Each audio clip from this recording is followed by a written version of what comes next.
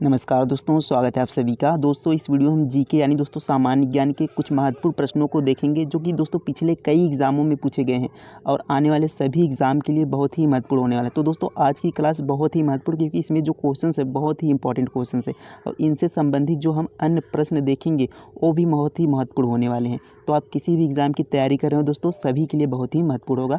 चलिए देखते हैं पहला क्वेश्चन यहाँ पर, रामचरितमानस किसके द्वारा लिखी गई है। ये आपको बताना है दोस्तों कि रामचरितमानस किसके द्वारा लिखी गई है। तो इसका जो सही उत्तर होगा ऑप्शन बी, तुलसीदास। रामचरितमानस दोस्तों तुलसीदास द्वारा लिखी गई है। अब देखिए यहाँ पर वेद व्यास, तो वेद व्यास ने किसकी रचना की है, तो महाभारत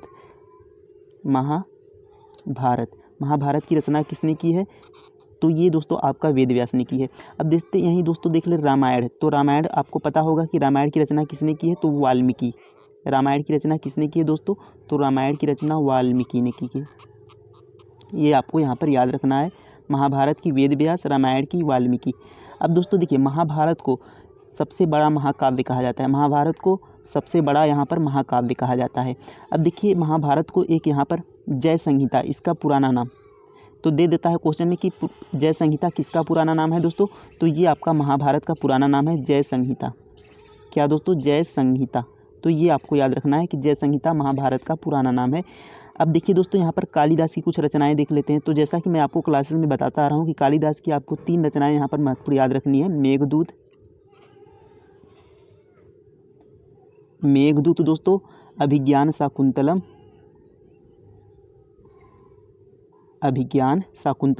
और दोस्तों एक इनकी और रचना है मालविकाग्निमित्रम।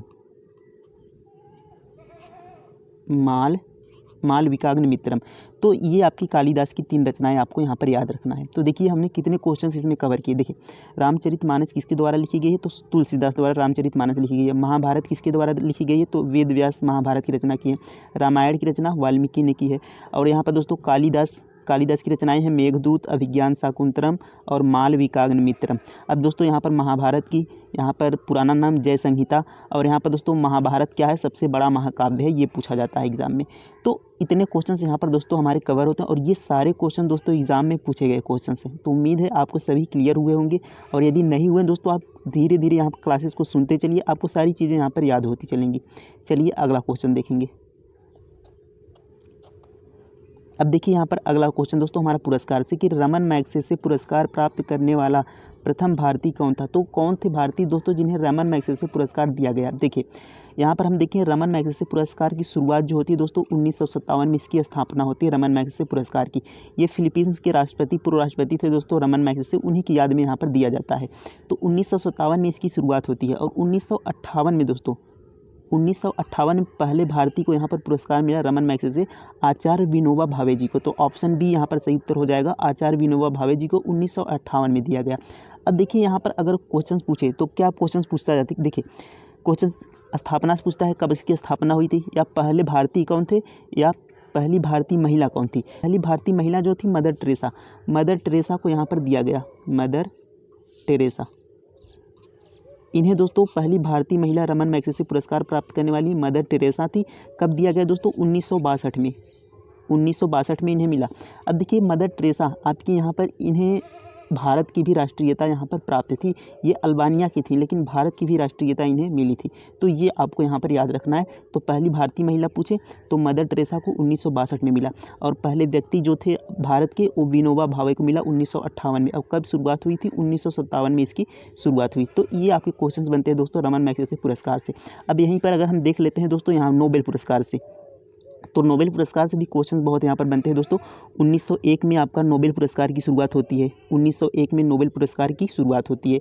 अब देखिए पहले भारतीय जिन्हें नोबेल पुरस्कार मिला और पहले एशियाई व्यक्ति भी उन्हीं को कहा जाता है, तो कौन थे आपके, रविंद्रनाथ टैगोर। तो आप दोस्तों सुनते जाइए, मैं यहाँ पर लिख नहीं पाऊँगा, जगह नहीं है। तो रविंद्रनाथ टैगोर पहले भारतीय थे, और पहले एशियाई व्यक्ति भी पूछा जाता है कि पहले एशियाई व्यक्ति कौन थे जिन्हें नोबेल पुरस्कार मिला। तो यहाँ पर 1913 1913 में रविंद्रनाथ टैगोर जी को गीतांजलि, उनकी पुस्तक गीतांजलि के लिए साहित्य के क्षेत्र में उन्हें नोबेल पुरस्कार दिया गया था। अब दोस्तों 1930 में हमसे पूछा जाता है कि 1930 में किसे मिला, तो 1930 में दोस्तों सीवी रमन जी को मिला। 1930 में सीवी रमन जी को मिला रमन प्रभाव के लिए भौतिकी के क्षेत्र में। तो ये भी यहाँ पर आपको याद रखना है। अब देखिए, अगर पूछे कि पहली महिला कौन थी जिसे नोबेल पुरस्कार मिला, तो पहली महिला दोस्तों वह थी आपकी मैडम क्यूरी, जिन्हें 1903 में पहली महिला थी मैडम क्यूरी, जिन्हें यहाँ पर फिजिक्स के क्षेत्र में नोबेल पुरस्कार दिया गया था। तो इन सभी प्रश्नों को दोस्तों आपको याद रखना है। अगर आपको क्लियर ना हो दोस्तों, एक बार क्लासेस को आप आराम से और सुनिए, सारी चीज़ें यहाँ पर आपकी क्लियर हो जाएंगी। चलिए अगला प्रश्न देखेंगे। देखिए अगला प्रश्न है कि किसी भारतीय राज्य की प्रथम महिला मुख्यमंत्री कौन थी। तो पहली महिला मुख्यमंत्री दोस्तों कौन थी, ये आपको बताना है। तो दोस्तों पहली महिला जो मुख्यमंत्री थी वो आपकी सुचेता कृपलानी थी। कौन थी? सुचेता कृपलानी। और किस राज्य की थी दोस्तों? तो उत्तर प्रदेश की। उत्तर प्रदेश की यहाँ पर पहली महिला मुख्यमंत्री थी सुचेता कृपलानी, ये आपको याद रखना है। और दोस्तों यहीं पर पूछ लिया जाता है कि पहली महिला राज्यपाल, पहली महिला राज्यपाल, तो पहली महिला राज्यपाल कौन थी? ये दोस्तों आपकी थी सरोजनी नायडू। कौन थी? सरोजनी नायडू आपकी पहली महिला यहाँ पर दोस्तों राज्यपाल थी। कहाँ की थी? ये भी उत्तर प्रदेश की ही राज्यपाल थी। तो ये आपको यहाँ पर याद रखना है। अगला प्रश्न देखेंगे।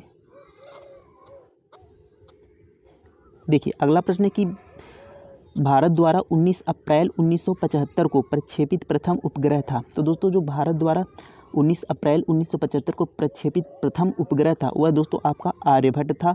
तो ऑप्शन बी यहाँ पर आपका सही उत्तर हो जाएगा। आर्यभट्ट दोस्तों प्रक्षेपित यहाँ भारत द्वारा प्रथम उपग्रह था। ये आपको यहाँ पर याद रखना है। अगला प्रश्न देखते हैं।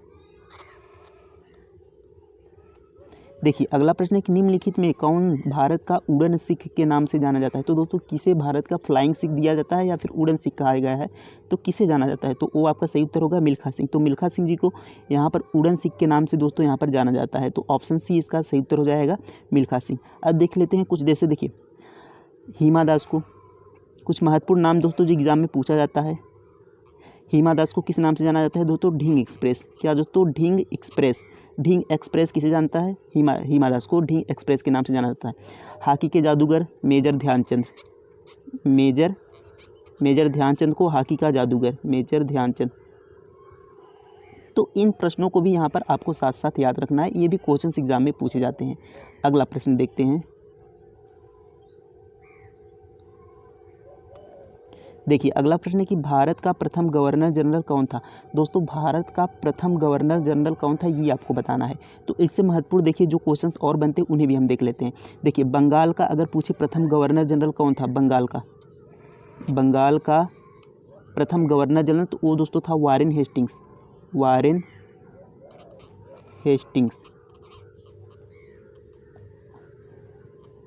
वारेन हेस्टिंग्स, ये दोस्तों आपका बंगाल का प्रथम गवर्नर जनरल था वारेन हेस्टिंग्स।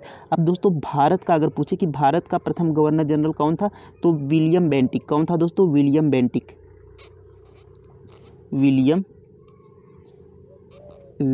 बेंटिक। ये दोस्तों क्या था? भारत का प्रथम गवर्नर जनरल था विलियम बेंटिक। बंगाल का प्रथम governor general Warren Hastings, Bharat का प्रथम गवर्नर जनरल विलियम बेंटिक। अब देखिए अगर आपसे पूछा जाए कि स्वतंत्र भारत का प्रथम गवर्नर जनरल कौन था, तो स्वतंत्र भारत का प्रथम गवर्नर जनरल दोस्तों लॉर्ड माउंटबेटन। ये दोस्तों सारे क्वेश्चंस एग्जाम में पूछे गए क्वेश्चंस हैं, तो इन्हें आप जरूर याद रखें, लॉर्ड माउंटबेटन। अब दोस्तों यदि एक क्वेश्चन यहाँ पर हम लिख लेते हैं कि अगर पूछा जाए स्वतंत्र भारत के देखिए स्वतंत्र भारत के पहले भारतीय गवर्नर जनरल और यहाँ पर अंतिम गवर्नर जनरल, यानी यहाँ पर क्वेश्चन बनता है कि स्वतंत्र भारत के पहले और अंतिम भारतीय गवर्नर जनरल कौन थे, तो वो आपके दोस्तों हो जाएंगे सी राजगोपालाचारी। कौन थे? सी राजगोपालाचारी। ये दोस्तों पहले भारतीय गवर्नर जनरल थे स्वतंत्र भारत के, सी राजगोपालाचारी। तो ये क्वेश्चंस भी दोस्तों एग्जाम में पूछा गया क्वेश्चन है, तो इन सभी प्रश्नों को आप याद रखेंगे। देखिए अब हमसे पूछा गया था कि भारत का प्रथम गवर्नर जनरल कौन था, तो ये दोस्तों आपका विलियम बेंटिक हो जाएगा। तो इन प्रश्नों को एक बार फिर से हम देखिए रिवाइज कर लेते हैं। पूछा जाए बंगाल का प्रथम governor general Warren Hastings, Bharat का प्रथम गवर्नर जनरल विलियम बेंटिक, स्वतंत्र भारत का पहला गवर्नर जनरल लॉर्ड माउंटबेटन, और स्वतंत्र भारत के प्रथम और अंतिम भारतीय गवर्नर जनरल कौन थे? तो और सी राजगोपालाचारी। तो इन प्रश्नों को यहाँ पर दोस्तों आपको याद रखना है, ये सारे प्रश्न एग्जाम में पूछे गए क्वेश्चन हैं। अगला प्रश्न देखेंगे। अब देखिए अगला प्रश्न है कि भारत में प्रथम अंग्रेजी पत्र कौन सा है? तो भारत में दोस्तों प्रथम अंग्रेजी पत्र कौन सा है, ये आपको बताना है। तो भारत में दोस्तों जो प्रथम अंग्रेजी समाचार पत्र है वह दी बंगाल गजट, यानी दी बंगाल गजट दोस्तों ये भारत का प्रथम अंग्रेजी समाचार पत्र है। तो किसके शासनकाल में, देखिए ये कब चालू हुआ था? तो दोस्तों आपका प्रथम, देखिए बंगाल का प्रथम गवर्नर जनरल था वारेन हेस्टिंग्स। कौन था? Warren Hastings. इसी के समय में वारेन हेस्टिंग के समय में ही यह बंगाल गजट आया था। किसने दोस्तों यहाँ पर ये चालू किया था? तो ये दोस्तों आपका जिसने इसे बनाया था दी बंगाल गजट को, वो दोस्तों आपका था यहाँ पर ऑगस्टस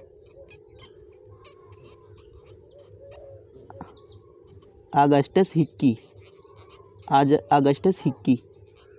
तो इसने दोस्तों यहाँ पर चालू किया था, इसने बनाया था दी बंगाल गजट को ऑगस्टस हिक्की ने। ये आपको यहाँ पर याद रखना है, वारेन हेस्टिंग के समय था और ऑगस्टस हिक्की ने यहाँ पर दी बंगाल गजट को बनाया था। यह दोस्तों दी बंगाल गजट अंग्रेजी समाचार, भारत का प्रथम अंग्रेजी समाचार पत्र था। ये आपको यहाँ पर याद रखना है। अगला प्रश्न देखेंगे।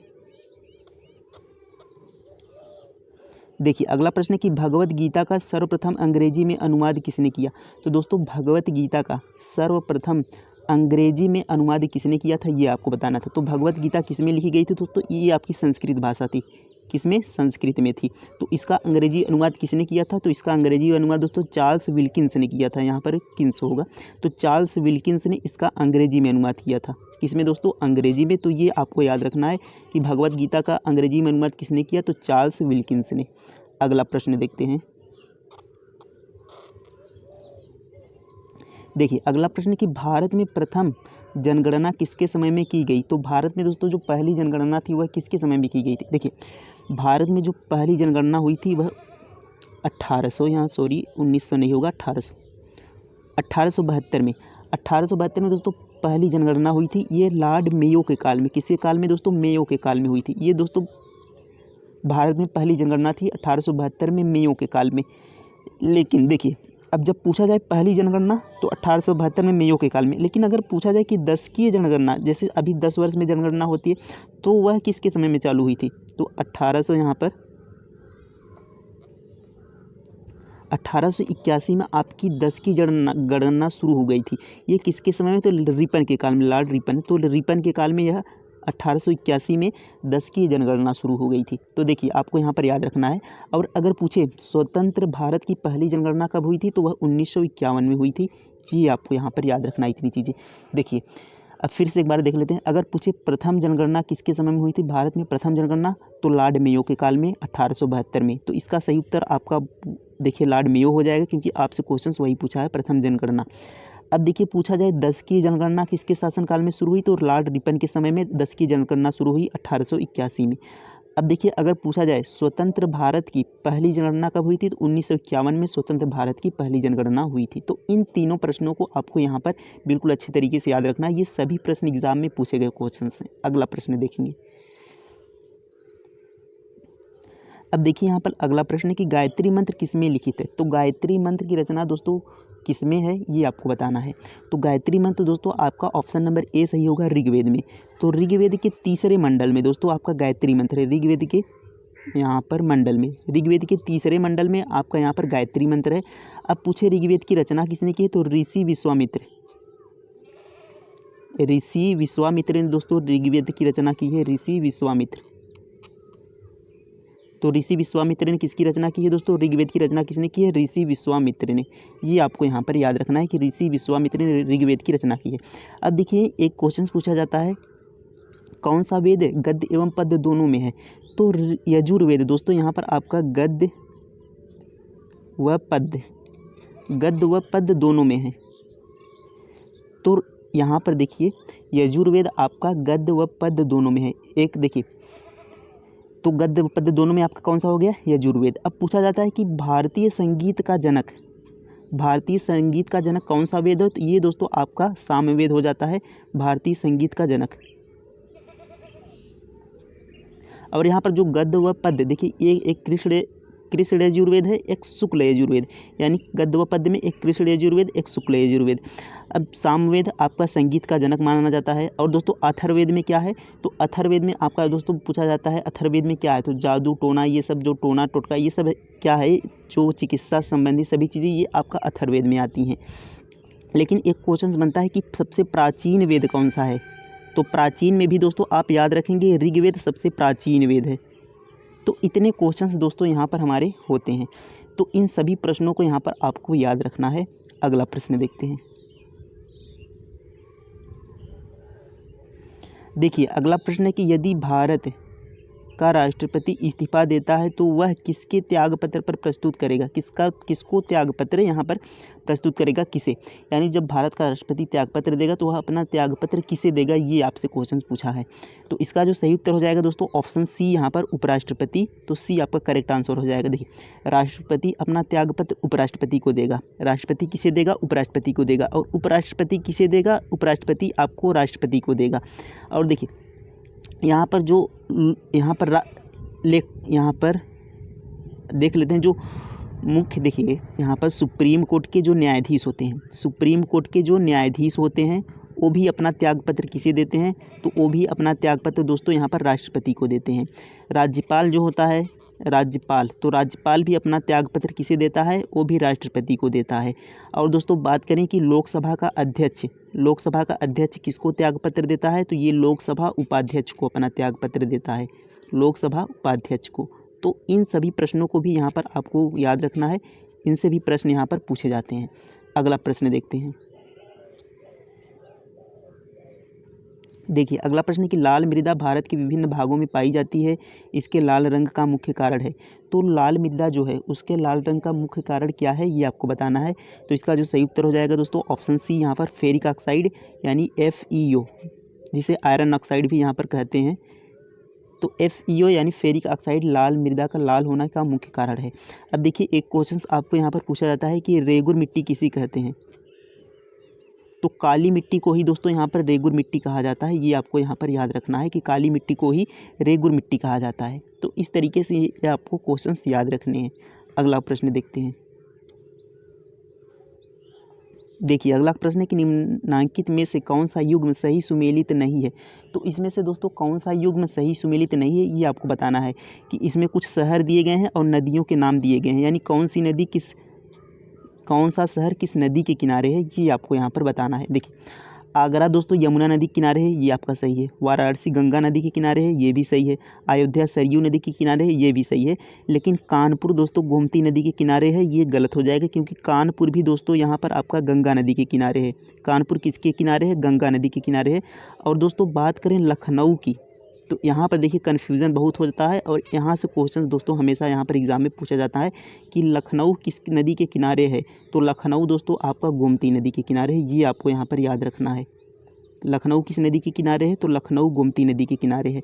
कानपुर गंगा नदी के किनारे हो गया, लखनऊ गोमती नदी के किनारे, अयोध्या सरयू नदी के किनारे, वाराणसी गंगा नदी के किनारे, आगरा यमुना नदी के किनारे। अब दोस्तों यहाँ पर पूछ लिया जाता है दिल्ली से, दिल्ली किस नदी के किनारे है, तो दिल्ली दोस्तों आपका यमुना नदी के किनारे है। किस नदी के किनारे, तो यमुना नदी के किनारे आपका दिल्ली है। ये भी प्रश्न आपको यहाँ पर याद रखना है। तो ये हमारे हो गए महत्वपूर्ण प्रश्न, नदियों के किनारे बसे शहर। अगला प्रश्न देखते हैं। देखिए अगला प्रश्न है कि 1 मेगावाट किसके बराबर है, यानी दोस्तों 1 मेगावाट यानी 1 मेगावाट यहाँ पर नहीं होगा, 1 मेगाबाइट होगा।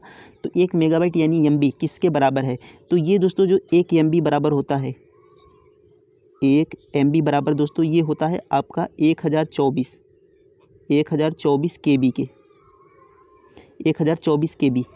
तो 1 MB बराबर 1024 KB होगा, और 1 KB बराबर दोस्तों 1 KB बराबर होगा आपका 1024 बाइट, 1024 बाइट। और एक यहाँ पर GB बराबर 1 GB बराबर होता है 1024 MB,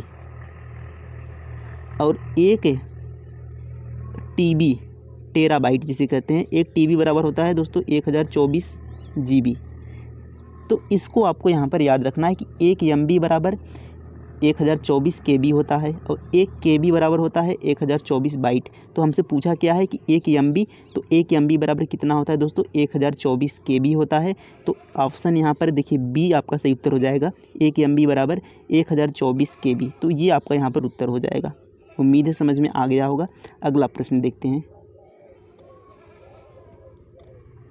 देखिए अगला प्रश्न है कि मनुष्य की हड्डी फिब्यूला पाई जाती है। तो मनुष्य की जो हड्डी फिब्यूला है दोस्तों यह कहाँ पाई जाती है, तो यह दोस्तों आपका पैरों में पाई जाती है, यानी ऑप्शन बी यहाँ पर सही उत्तर होगा कि मनुष्य की जो हड्डी फिब्यूला होती है यह पैरों में पाई जाती है। अब देखिए क्वेश्चन बनता है कि शरीर की सबसे बड़ी हड्डी कौन सी है, तो फीमर वह दोस्तों हड्डी है, फीमर शरीर की सबसे बड़ी हड्डी है। कहाँ पर पाई जाती है, तो यह आपका जांघ में पाई जाती है, यानी जांघ की हड्डी है फीमर, और सबसे मजबूत हड्डी भी है।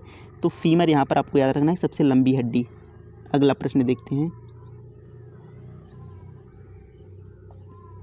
देखिए अगला प्रश्न, मलेरिया रोग किस संक्रमित मच्छर के काटने से फैलता है। तो मलेरिया रोग दोस्तों ये आपको बताना है किस संक्रमित मच्छर के काटने से फैलता है। तो इसका सही उत्तर हो जाएगा दोस्तों मादा एनोफिलीज। तो मादा एनोफिलीज के काटने से दोस्तों यहाँ पर मलेरिया रोग होता है, ये आपको यहाँ पर याद रखना है। अगला प्रश्न देखते हैं। देखिए अगला प्रश्न है कि फोबोस और डिमोस किस ग्रह के उपग्रह हैं। तो दोस्तों आपको इसमें मैंने पहले भी कई बार करवाया है और बताया भी है कि फोबोस और डिमोस किसके ग्रह हैं दोस्तों, ये आपके मंगल ग्रह के उपग्रह हैं फोबोस और डिमोस। और मंगल ग्रह को क्या कहा जाता है तो लाल ग्रह। मंगल ग्रह को क्या कहा जाता है, लाल ग्रह के नाम से जाना जाता है मंगल ग्रह को। पृथ्वी को नीला ग्रह, पृथ्वी को दोस्तों नीला ग्रह कहा जाता है, पृथ्वी को नीला ग्रह कहा जाता है। और यहाँ पर दोस्तों शुक्र की बात करें तो देखिए शुक्र को पृथ्वी की जुड़वा बहन कहा जाता है, भोर का तारा कहा जाता है, सबसे गर्म ग्रह भी कहा जाता है शुक्र को। तो ये सभी प्रश्न को आपको यहाँ पर याद रखना है। अगला प्रश्न देखते हैं। देखिए नींबू और खट्टे फलों में होता है, तो नींबू और खट्टे फलों में कौन सा यहाँ पर एसिड, कौन सा अम्ल होता है, ये आपको बताना है। तो सही उत्तर हो जाएगा दोस्तों साइट्रिक एसिड, यानी ऑप्शन सी इसका सही उत्तर हो जाएगा। साइट्रिक एसिड दोस्तों आपका नींबू और खट्टे फलों में ये आपका पाया जाता है साइट्रिक एसिड। स्कारबिक एसिड की बात करें दोस्तों, ये विटामिन सी का रासायनिक नाम है स्कारबिक एसिड। विटामिन सी का रासायनिक नाम क्या है, स्कारबिक एसिड। ऑक्जेलिक एसिड की बात करें या लैक्टिक एसिड, लैक्टिक एसिड की बात करें दोस्तों, ये दूध में आपका पाया जाता है लैक्टिक एसिड। और मैलिक एसिड की बात करें, मैलिक अम्ल, तो मैलिक अम्ल दोस्तों आपका सेब में पाया जाता है मैलिक अम्ल। और दोस्तों बात करें अगर यहाँ पर फार्मिक अम्ल की बात करें तो फार्मिक अम्ल दोस्तों आपका चींटी, बिच्छू, इन सभी में पाया जाता है फार्मिक अम्ल। तो इन सभी प्रश्नों को यहाँ पर आपको याद रखना है। सिरके की बात करें दोस्तों तो सिरके में क्या पाया जाता है, एसिटिक अम्ल। एसिटिक अम्ल किस में पाया जाता है, तो एसिटिक अम्ल आपका सिरके में पाया जाता है। तो इन सभी प्रश्नों को दोस्तों आपको याद रखना है। और थोड़ा वीडियो लॉन्ग ना हो इसलिए थोड़ा हमने दोस्तों जल्दी यहाँ पर क्वेश्चंस और बहुत सारे क्वेश्चंस इसमें आपके कवर हुए हैं। तो आपको यह वीडियो दोस्तों कैसा लगा कमेंट में एक बार ज़रूर बताइएगा। मिलते हैं अगले वीडियो में, तब तक के लिए धन्यवाद।